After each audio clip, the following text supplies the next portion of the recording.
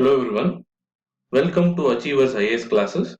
Let's begin our discussion on the current events of 3rd January 2018. The first issue in news is regarding the clarification issued by the central government again on the fears expressed over the bail-in clause of the FRDI bill. In this regard, the government has said that the depositors will be given preferential treatment in case of liquidation of a financial entity, and the bail-in clause will only be used with the prior consent of the depositors. Further, the government said that the bail-in clause would not be applied to public sector banks and reiterated its implicit guarantee in case of solvency of public sector banks. In case of private sector banks too, the bail-in clause would be a tool of last resort only when a merger or acquisition of the said financial entity is not viable.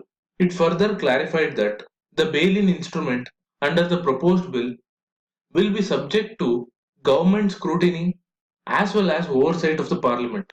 Given the various fears expressed by many in the recent days, particularly on the social media websites, the recent clarification by the central government clears many doubts in the minds of depositors. For further details on the proposed FRDI bill, please go back and watch my current news analysis on 2nd December 2017. With that, let's move on to the next issue in news today, which is regarding the electoral bonds. The issue is in news because the finance minister recently outlined the details of the electoral bond scheme with respect to the denomination, the validity of these bonds, and the eligibility of purchasers of the electoral bonds. As we know, a very large part of the donation coming to the political parties is unknown. The electoral bond scheme, which was announced in the budget of 2017, introduces electoral bonds which can be purchased for any value in multiples of 1000, 10,000, etc. from specified branches of the State Bank of India.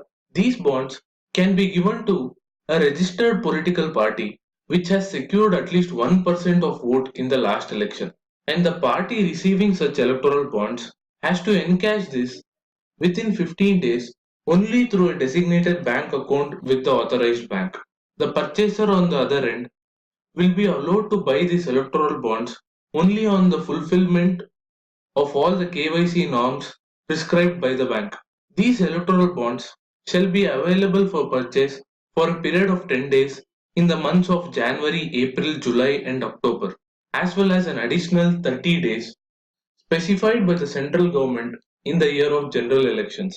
An added safeguard is that every political party has to file before the election commission the amount of money it receives through electoral bonds.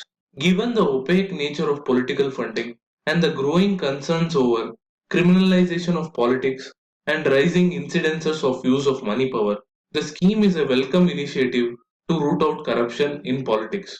However, its efficacy has to be discussed, which we'll do in the coming days. Till then, let's move on to the next issue in news, which is an editorial regarding the questionable provisions under the National Medical Commission Bill. As we have seen in my earlier current news analysis videos, the said bill aims to overhaul the corrupt and inefficient Medical Council of India by establishing an independent medical advisory council to oversee the National Medical Commission, which is the proposed successor of the MCI. And towards this end, the bill has various provisions for greater distribution of powers, which so far was concentrated with the MCI.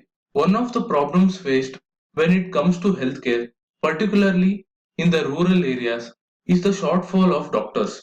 And to address this shortfall, there is a provision under the National Medical Commission Bill which allows for alternative medical practitioners, that is, the practitioners of indigenous medicine, to prescribe modern drugs. The editorial argues that this is not a solution to the problem of shortage of MBBS doctors, among whom many of them seek to pursue postgraduate degree to improve their career prospects, thereby resulting in the shortfall of MBBS doctors. In this regard, the Chhattisgarh government tried an experiment in 2001 to offer 3-year diploma courses to rural medical care providers, thereby training them to provide basic care in the rural pockets. However, it had to be abandoned following the massive protests by the Indian Medical Association. In this regard, one alternative to allowing the rural medical practitioners is to empower the doctors and nurses to carry out various procedures like cesareans, ultrasounds, etc., which currently are prevented by the MCI regulations. And in this regard, India has no choice but to innovate with the healthcare delivery models to tackle the challenges of access to quality medical healthcare.